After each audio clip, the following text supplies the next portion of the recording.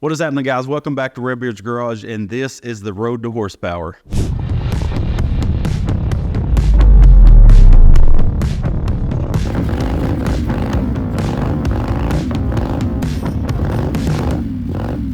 On the last episode, we started the Road to Horsepower on this Wildcat 223cc engine.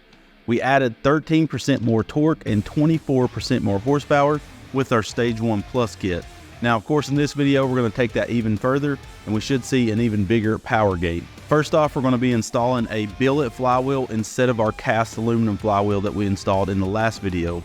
The biggest reason for this is the billet flywheel has a lot less fins, which is going to give us a lot less drag on the engine, especially in the higher RPMs. Another thing is it has a lot stronger magnet that's going to give us a harder fire to our spark plug. And the biggest difference is it has 34 degrees of timing advance, where the cast aluminum flywheel has only 18. Now that's going to be a lot better for the cam we're going to be running. Now we can put an advanced timing key on the cast aluminum flywheel, but we're going to get a lot more benefits from having the billet, and that's why we're switching over to it. Now for the cam, we're going to be using EC Carburetor's Ghostbuster cam. All the specs are on screen, and with this cam we're going to get a lot more lift, which is going to equal more power. This cam does come with 26-pound valve springs, so we will have to switch out those 22-pound springs that we installed in the last video. And last but not least, our biggest bottleneck in the last video was this Tilson carb. These carbs are good for a budget build, but we want to get as much power as possible, so we're going to go with the PZ22 carburetor because this is going to be perfectly matched for our port size and our valve size that we have in this engine. One of the biggest questions we get asked all the time is how big of a carburetor can I flow on an engine like this? Now, the biggest way to answer that question for yourself is look at your intake valve. If your intake valve, let's say, is a 26 millimeter, then you're probably only going to ever flow a 24 millimeter carburetor.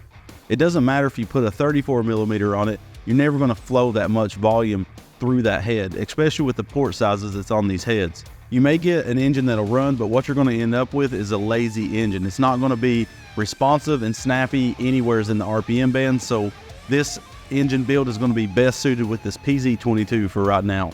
So we're excited to see what kind of gain we'll get on the dyno as well as our mini bike. So let's get right into installing these parts and making some more horsepower. First off, we're going to remove the fan shroud and the ignition coil and take off the nut on the flywheel. We're going to use the same method as we did in the video before, where we install the nut back onto the flywheel a few threads to protect the end of the flywheel. Then we're going to use a pry bar on the back side of the flywheel and press against the block while hitting the end of the crankshaft with a hammer. This shock is going to cause the flywheel to pop off the taper of the crankshaft. Now we can go ahead and remove that flywheel key. We can use valve grinding compound to lap our new billet flywheel to mate the two surfaces. We can clean all the compound off, and we can torque down to 65 foot-pounds. Now we can reinstall our coil and set the gap to 40 thousandths of an inch.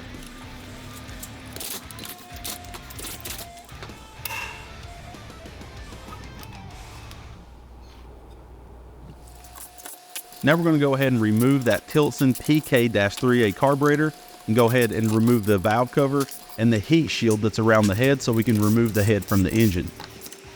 The only reason we're going to have to remove the head is to properly install our new 26-pound valve springs.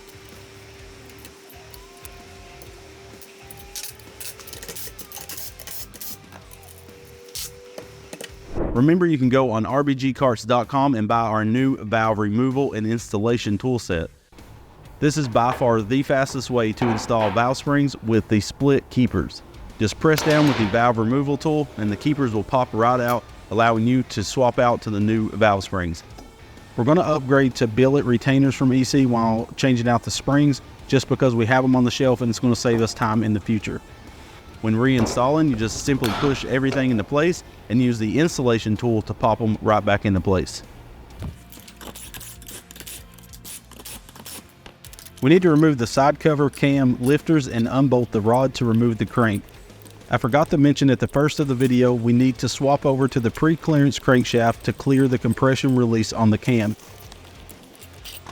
You can see the difference in the two. EC does have a write-up linked in the video's description that talks about this in depth if you want to clearance it yourself and not buy the crankshaft. Unfortunately, since we forgot this, I did have to remove the billet flywheel that we installed previous on the video, but I'll install it off camera in the same process as used before. We can now retorque the rod cap by starting with 60 inch-pounds and working my way up to 150 inch-pounds while alternating from bolt to bolt.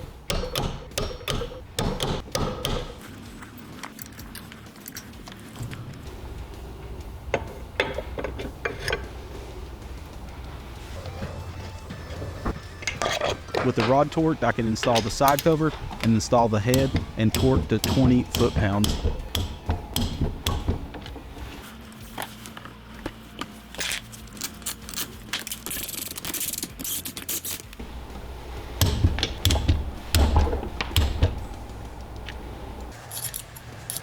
Once this is done, we can go ahead and reinstall our push rods and our rockers and set the valve lash to 3/1000ths of an inch.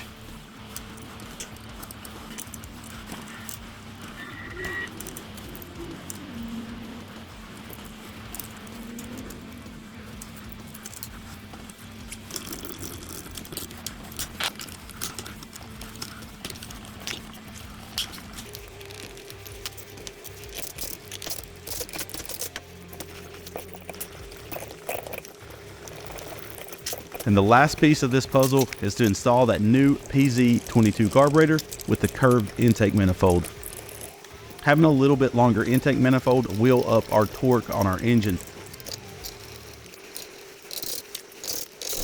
I'm really pumped to see what kind of power this thing will make on the dyno, so let's get it installed, run it, and then run it on the mini bike to see how much time we've shaved off their 0 to 30 time and how much top speed we can get out of this engine now.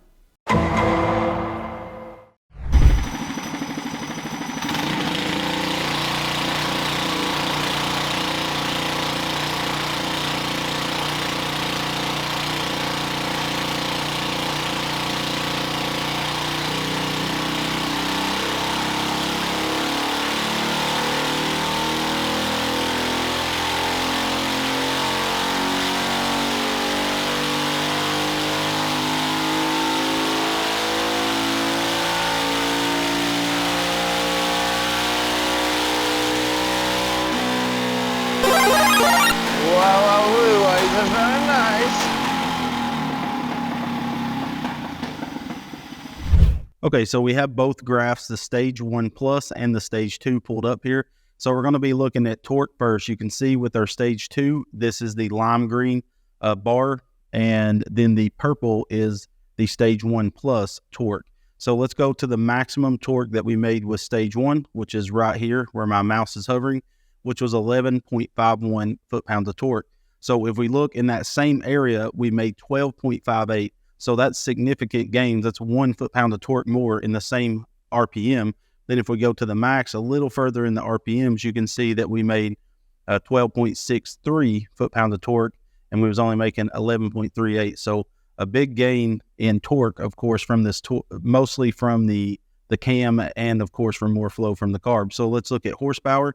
The baby blue, light blue is the horsepower of the stage 2. Yellow is stage 1 plus. We'll go to the max that our stage 1 plus made, and that was 9.62. At the same RPM, we made 11.04, which is, again, significant gains over the stage 1 plus. But let's go where we made our maximum, which is a little out here, and you can see the yellow graph kind of starts falling off, and that's because of the stock cam and the flow from the carb. It's a combination of both, really, but we made 11.69 at about 5,800 RPMs or so, somewhere in that range. And we was only making 8.75. So you would tell a big difference on a mini bike or a go-kart with these parts, of course. So that's overall awesome gains to see on this stage 2 kit.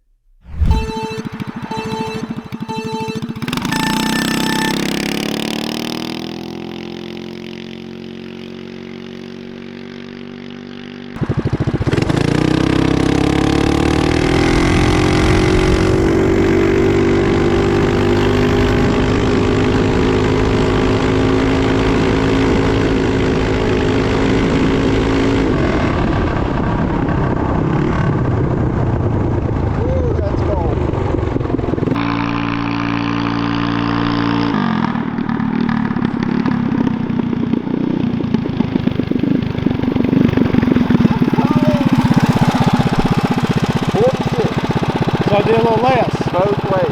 I really did 45 last time. If I had held it like last time. Does it feel stouter? Way quicker. Yeah, it's Got like there way quicker. your eyes are. Look at the cry, baby. Look at the cry, baby. Stupid cry, baby. Oh yeah. I'll just do a full bore dig, baby.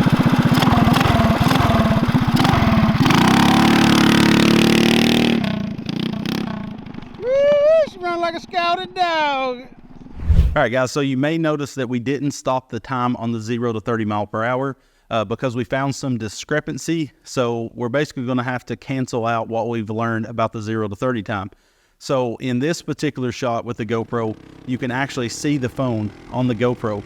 Well, before you couldn't quite see the phone, so we had to do a screen record and use that on the video. Well, what the problem is we have an iPhone 15, and for some reason, the way the iPhone records the screen is different than the way the GoPro receives the footage. So I don't know if it's a frame rate problem or what, but basically, if I put an overlay of the phone recording with the phone shown in the GoPro, it doesn't line up. I even turned the audio on my screen recording so I can listen to the audios, and we clap 3 times to make an audio spike so we can line it up. And it doesn't matter what we do, the times are completely off from the phone to what the GoPro is seeing. So what that means is what you've seen today is the actual 0 to 30 mile per hour time, but the stock in stage 1 is not correct.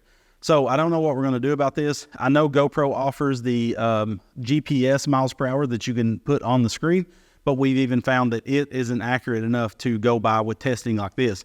It's good enough to see what your top speed was, but not to do true time.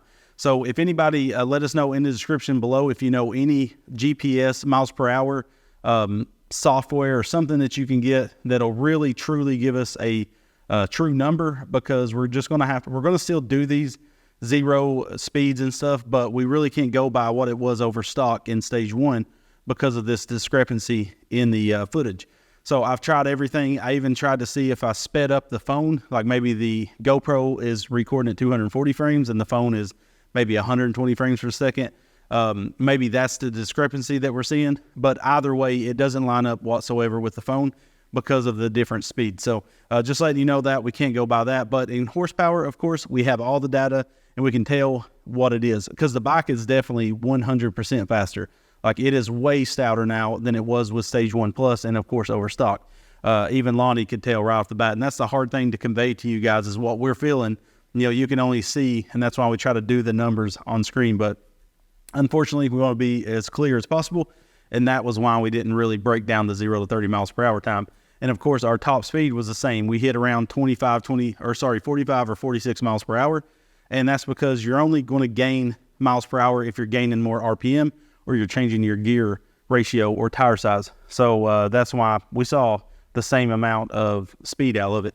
But if we look at all the numbers, over stock, we're making 24% more torque from stock to stage 2 and 51% more horsepower. So that's huge gains, 2.43 foot-pounds of torque more and 3.95 horsepower more over stock. So that is a pretty big gain for pretty mild performance parts. And these are easy to install, and this will get you into the hobby and get you through the fundamentals of doing an engine build.